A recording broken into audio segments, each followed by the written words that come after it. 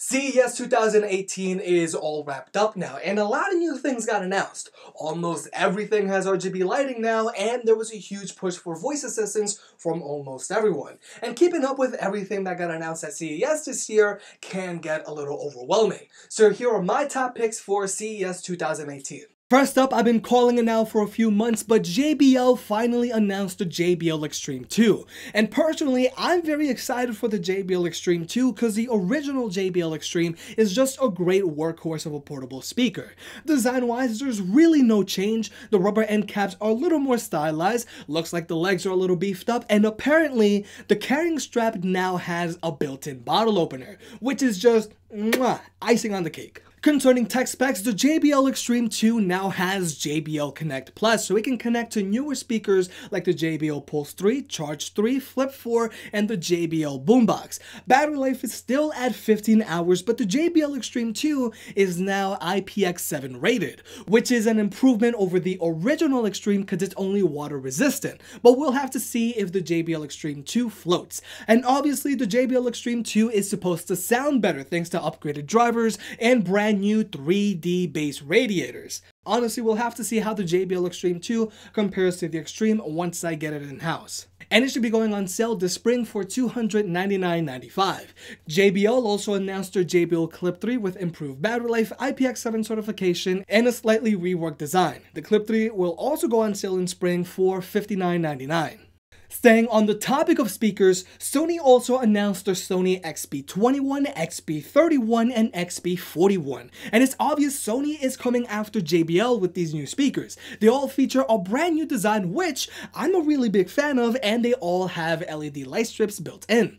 There hasn't been a major battery life improvement over the current Xp20, Xp30, and Xp40, but these new speakers are more durable. They all feature an IP67 rating, so aside of just being waterproof like most of JBL's current speakers, Sony speakers are both water and dust proof to some extent. So on paper, Sony speakers are supposed to be more durable than JBL's. And you can now connect up to 100 Sony Xp21s, Xp31s, and Xp41 speakers together, but there was no mention if this feature will be coming to older Xp speakers as well. The Sony Xp21 will be selling for $999, the Xp31 will be selling for $149.99, and the Xp41 will be selling for $249.99 this spring.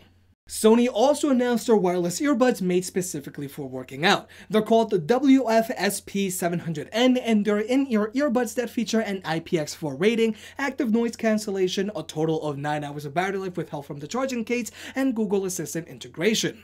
They'll be selling for $179.99, and they should be available in the spring as well. And speaking of voice assistants, Sony will also be releasing a firmware update for current headphones, which will add Google Assistant integration just like the Bose QC35 Series 2. This just means the Sony 1000XM2 and the Sony Huron 2 will be that much better.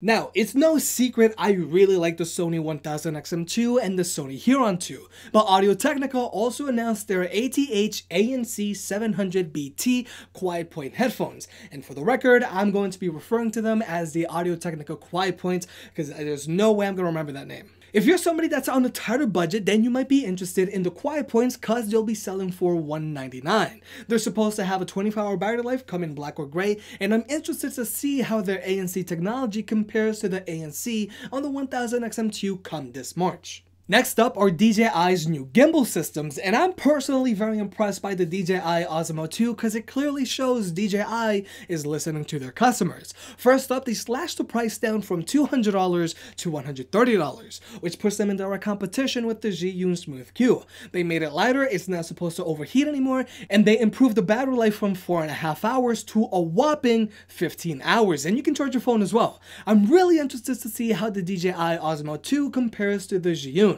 Now, I'm personally really looking forward to the Ronin S because it's a larger stabilizer that will hold my mirrorless camera. The Ronin S is supposed to go on sale in the spring, but pricing hasn't been announced. But they have stated it should be below $1,000, whereas the DJI Osmo 2 should be going on sale on Apple's site on January 23rd and everywhere else in February. And finally, there's the Razer Nommo speaker lineup. Now, admittedly, I currently don't have time to play computer games right now, but I can appreciate their design and their color-changing base.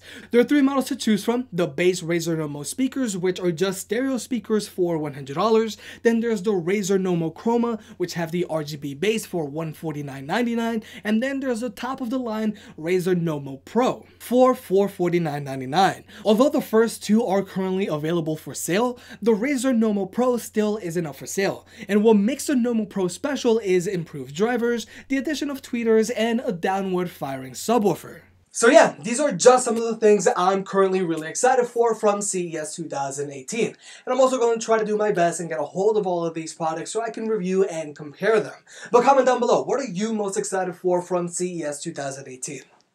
Razer Nommo Chroma, Razer Nommo Chroma, Razer Nommo Chroma, Razer Nommo Chroma. Okay, oh my god, that is hard to say.